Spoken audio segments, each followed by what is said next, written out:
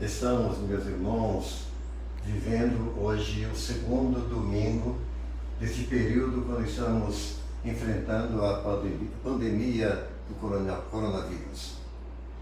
Nesta manhã de domingo, 29 de março de 2020, nós queremos trazer à igreja e a todos nós, congregados e ouvintes nesta hora, a palavra do Senhor, que está registrada no livro de Atos dos Apóstolos, capítulo 16, versículos de 25 a 31, que nos diz o seguinte: por volta da meia-noite, Paulo e Silas estavam orando e cantando hinos a Deus, e os outros presos os escutavam. De repente houve um terremoto tão violento que os alicerces da prisão foram abalados. Imediatamente todas as portas se abriram e as correntes de todos se soltaram.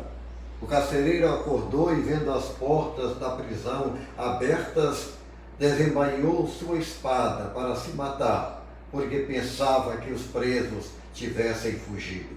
Mas Paulo gritou: não faças isso, estamos todos aqui. O carcereiro pediu luz, entrando, correndo e trêmulo, prostrou-se diante de Paulo e Silas. Então levou-os para fora e perguntou: senhores, que devo fazer para ser salvo? Eles responderam: creia no Senhor Jesus e serão salvos, você e os de sua casa. Este texto bíblico registra um momento quando a igreja primitiva estava sendo propagada, o evangelho difundido através dos apóstolos de um modo muito especial. Paulo, o missionário, já havia passado por várias cidades, e desta feita chegava à cidade de Filipos, onde Lídia, a vendedora de púrpura, já havia se convertido.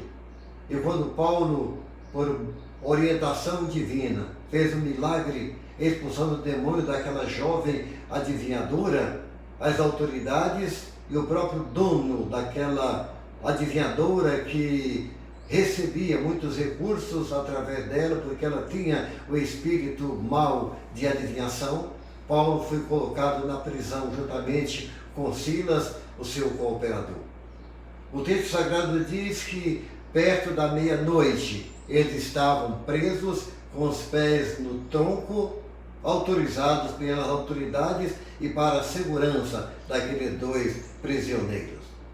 Mas justamente naquela madrugada, Deus move o seu coração. O mover do coração de Deus foi algo marcante e importante na vida daqueles dois discípulos do Senhor. Deus vê e contempla a atitude de seus servos. Paulo e Silas tinham muitos motivos para estarem lamuriando, estarem talvez até chorando, porque eles haviam apanhado bastante naquela noite, mas ali estavam diante de Deus com uma atitude totalmente diferente. Meus amados irmãos e amigos que nos acompanham nesta hora, certamente o momento que enfrentamos também não é tão diferente com respeito à epidemia, ou à endemia, ou à doença que avassala neste mundo de maneira assustadora.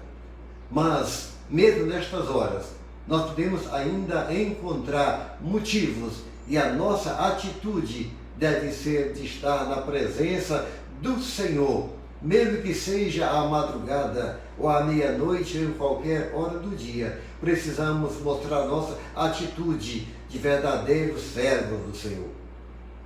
Enquanto aqueles nossos amados irmãos tinham a atitude de estarem ali, não lamuriando, não resmungando da sorte da situação, eles estavam ali movidos por Deus, e o Espírito Santo do Senhor, o coração de Deus foi movido, e aqueles homens oravam e louvavam o Senhor. Eles estavam ali em uma atitude de oração e de louvor, e aquelas orações e louvores começaram a encher a cela onde os dois estavam. Encheu também todo aquele cárcere, ultrapassou o telhado e chegou até os céus. E Deus teve o seu coração movido. Meus amados irmãos, a Bíblia nos ensina e nos mostra que quando o povo de Deus clama, os céus se abalam, a terra se move também e Deus move o seu coração. Portanto, é momento de orarmos ao Senhor para que o coração de Deus, mais uma vez movido, possa vir ao encontro de cada um de nós.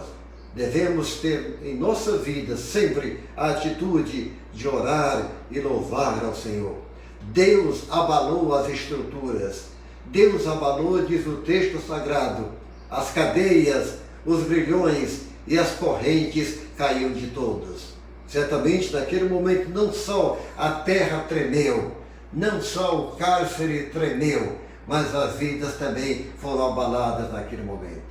Deus tem movido as estruturas dos países, talvez até os mais poderosos do mundo. Não só as estruturas físicas, políticas e sociais, mas certamente as estruturas espirituais, porque os seres humanos estão se voltando para Deus neste momento de pandemia em todo o universo.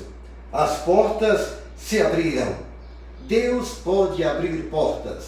O homem, às vezes, fecha as portas, mas Deus pode abri-las de maneira poderosa. Mas ainda que Ele não abra as portas, ou ainda que estas coisas não aconteçam, Ele continua sendo o nosso Deus, o Deus verdadeiro, que através de orações podemos mover o seu coração. As correntes se abriram, nada ficou ali seguro, as correntes caíam dos pés dos presos e também as portas estavam abertas, porque Deus estava movendo o seu coração, vendo a atitude daqueles servos do Senhor. Mas, meus amados irmãos e ouvintes, Deus tinha um propósito. Deus não fez aquilo por acaso, para mostrar que Ele era Deus, ou para mostrar apenas o seu poder. Deus tinha um propósito, e o propósito de Deus naquele momento era salvar vidas.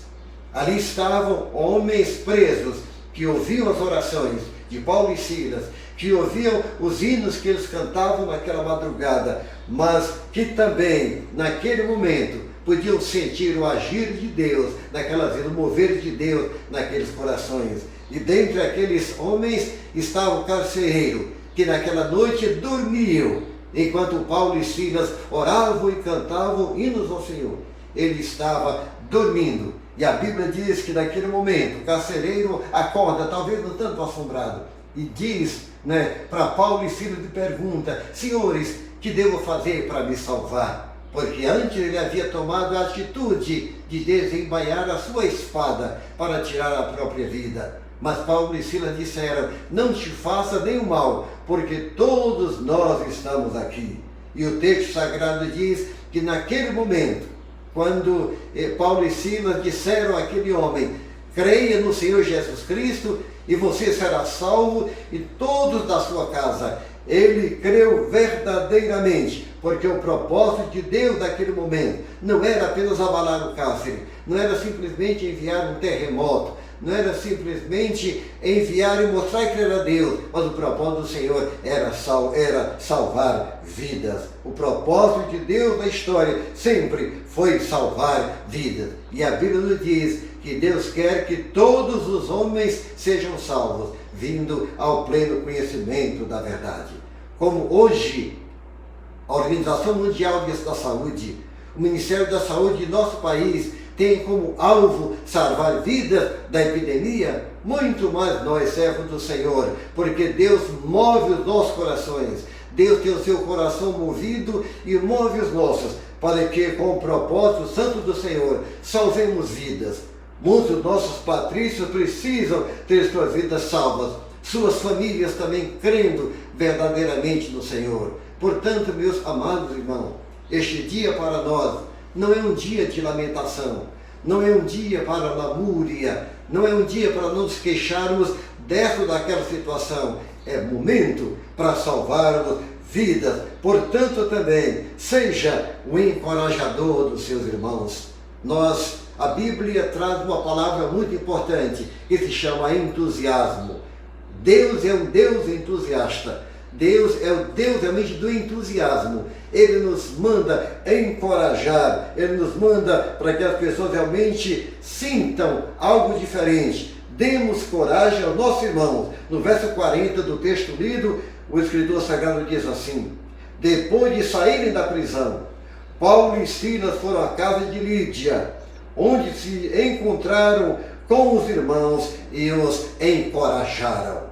Mesmo na situação que eles enfrentaram, se tornaram verdadeiros encorajadores, fortalecedores da igreja do Senhor Jesus Cristo. Meu irmão, neste dia, encoraje alguém, fortaleça alguém, dê força a alguém. Como diz a Bíblia, todas as coisas contribuem para o bem daqueles que amam a Deus, daqueles que são chamados segundo o seu propósito. Romanos 8:28. E a ordem de Deus para nós neste dia de encorajamento, neste dia quando sentimos que Deus tem movido o seu coração, está movendo os nossos também. A palavra de Deus nos diz em Jeremias 33:3.